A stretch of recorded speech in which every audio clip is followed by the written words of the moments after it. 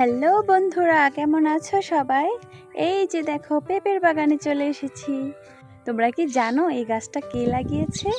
এই গাছটা আমি নিজের হাতে লাগিয়েছিলাম, তবে এটা কিন্তু পুরুষ গাছ ছিল।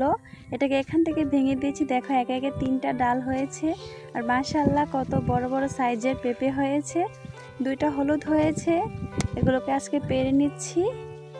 তারা এটা একটু নিচে রেখে নেই।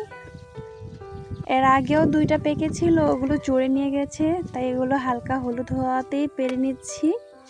দেখো, পেঁপেগুলো কিন্তু অনেক বড়, কিন্তু মোবাইলে ততটা বোঝা যাচ্ছে না। দাঁড়াও, পেঁপে গাছের গোড়াতে একটু দাঁড় করিয়ে নিই। এই যে দেখো, কত বড় বড় সাইজের পেঁপে।